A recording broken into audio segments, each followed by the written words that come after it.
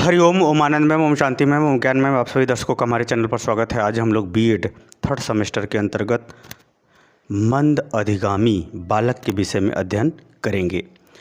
मंद अधिगामी बालक का तात्पर्य होता है ऐसा बालक जो सामान्य बालकों की तुलना में मंद गति से सीखता हो। मंद गति से सीखता हो अर्थात मंद गति से उसके व्यवहार में परिवर्तन आते हो। तो ऐसे बालकों को हम लोग क्या कहते हैं? मंद अधिगामी बालक। सामान्यतः कहा जाता है कि ऐसे बालक जो है इनका IQ लेवल सामान्यतः 75 से लेकर के 90 के बीच में होता है। ऐसा सामान्य अध्ययन सामान्य व्यवहार में पाया गया है।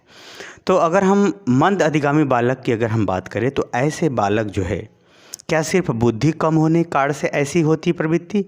नहीं, अनेक कारण होते हैं।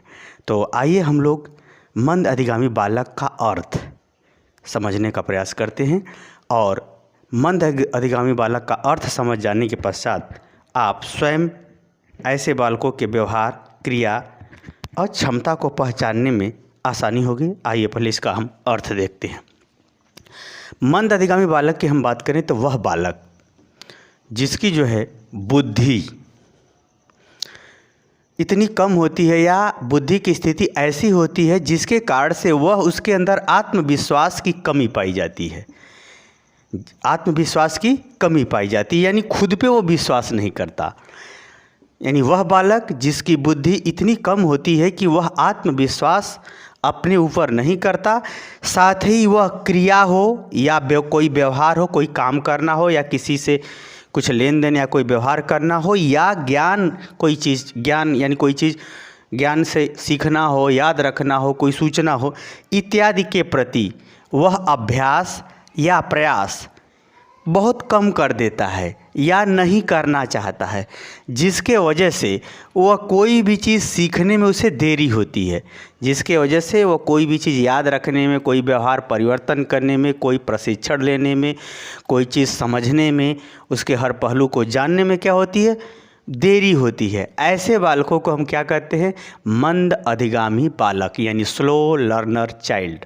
फिर से इसको देखिए, वह बालक जिसकी बुद्धि क्षमता इतनी कम होती है जिसके कारण से वह अपने ऊपर आत्मविश्वास नहीं रखता और आत्मविश्वास कम होने के कारण से वह कोई क्रिया यानी कोई कार्य हो या व्यवहार हो या ज्ञान संबंधी गतिविधियां हो उस पर वह अभ्यास या प्रयास या दोनों इतना कम कर देता है, अपने आप इतना घटा देता है जिससे वह कोई भी चीज़ सीखने में उसे समय लगता है या बहुत धीरे धीरे गति से सीखता है। ऐसे बालक को हम क्या कहते हैं? मंद अधिगामी बालक, स्लो लर्नर चाइल्ड कहते हैं। आइए इसका हम 3-4 अर्थ बताएंगे, बीएड के भी स्तर से आपको समझाने का प्रयास करेंगे।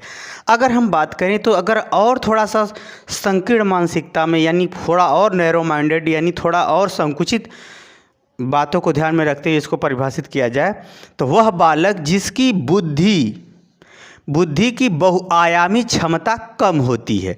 बहुआयामी का क्षमता क्या होता है? बुद्धि का मतलब होता है याद रखना, समझना, तर्क करना, तुलना करना, अंतर करना और जो है ज़्यादा जो है लंबे समय तक धारण रखना, बुद्धि के द्वारा उत्तम परिस्थिति में उत्तम व्यवहार को याद कर लेना, वैसा व्यवहार करना, सब बुद्धि की अनेक क्षमता होती है।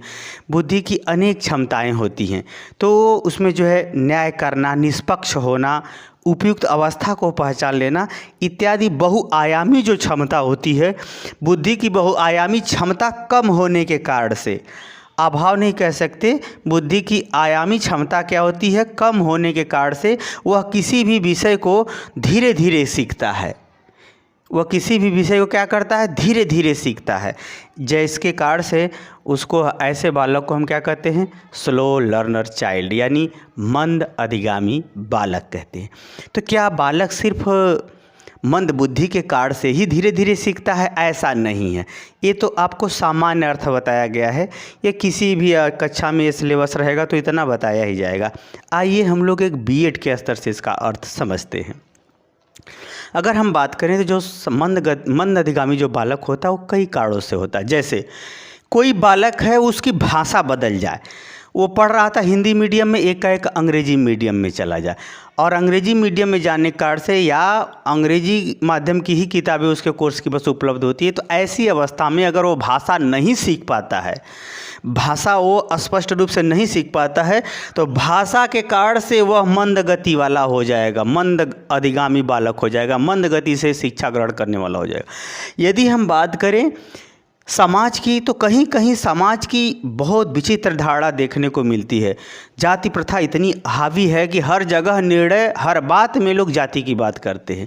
जब जाति की बात करते हैं तो छोटी जाति का अगर स्टूडेंट होता है तो बड़ी जाति का एक प्रकार से दबाव होता है, एक प्रकार से उसे टेंशन होता है, या उसको ताना सुनना पड़ता है, या उसको टार्चर किया जाता है, जिसके वजह से वह समाज में खिन्न मना हो जाता है, खिन्न भावना हो जाती है, जिसके कारण से वह आती हुई चीज़ भी नहीं कर पाता, या शिक्षक का पक्षपात होना तो भी क्या करता है, उसे विषय को सीखने के प्रति हीन भावना उत्पन्न कर देती है, जिसके कारण से वह कोई भी चीज़ धीरे गति से सीखता है। इतना ही नहीं, अगर हम बात करें जैसे संवेग, अगर किसी लड़के या लड़कियों में काम की भावना बढ़ने लगे, काम की इच्छा ज़्यादा उत्पन्न होने लगती है, क्रोध, अत्यधिक क्रोध होने लगता है, या किसी बीमारी के कारण से वह शारीरिक रूप से दुर्बल हो जाता है, क्रोध उत्पन्न होता है, तो ऐसी अवस्था में संवेग, जब गलत संवेग ज़्यादा बढ़ जाते हैं तो भी बालक का जो है पढ़ाई लिखाई में, अच्छे व्यवहारों में मन नहीं लगता, उसको जो है भोग विलास की प्रवृत्ति के कारण उसकी इच्छाएं हटती जाती हैं, योग्यता होते हुए भी वह धीरे गति से कोई चीज़ सीखने लगता है,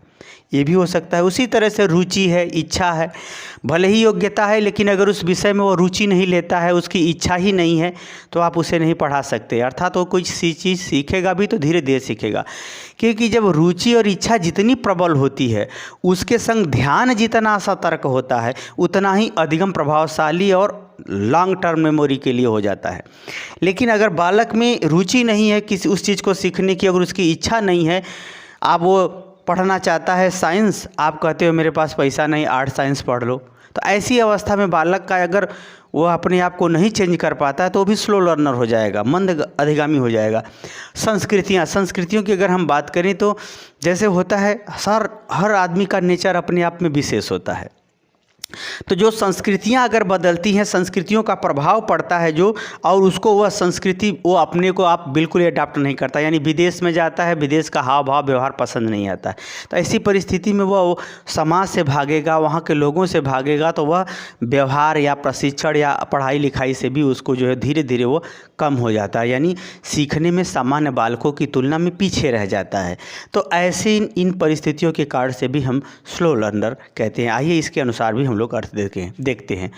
मैंने बताया अभी संक्षेप में सारा अर्थ बता दिया जा चुका है। जैसे अगर हम बुद्धि कम है, समाज में जातिवाद प्रथा है, या समाज में कलह क्लेश संघर्ष की स्थिति बनी हुई है, दंगा फसाद, या फिर देशों के बीच संघर्ष बना हुआ है, संस्कृति में विभिन्नता के कारण अगर उसे पसंद नहीं है विभिन्न संस्कृतियों में या दूसरे संस्कृतियों का रहन सहन, भोजन पानी, तब भी वातावरण, आर्थिक स्थिति, शारीरिक स्थिति, मानसिक स्थिति, यदि टेंशन का वातावरण है, तो भाषा में विभिन्नता है, तो संवेग यानी गलत संवेगों का प्रभाव बढ़ गया हो, तो भी रुचि और इच्छा न हो, तो ऐसे बालकों में कोई चीज़ हो या वह खिन्न मनस्क यानी हीन भावना उत्पन्न हो जाती है स्व के प्रति, इत्यादि परिस्थितियों के कारण भी बालक में हीन भावना जब उत्पन्न हो जाती है, यानी उसके अनुकूल वह परिस्थिति न मिलती है, या जैसा वो चाहता वैसा नहीं होता है, या उतनी उसके पास क्षमता नहीं है, तो उसके अंदर हीन भावना उत्पन्न हो जाती है,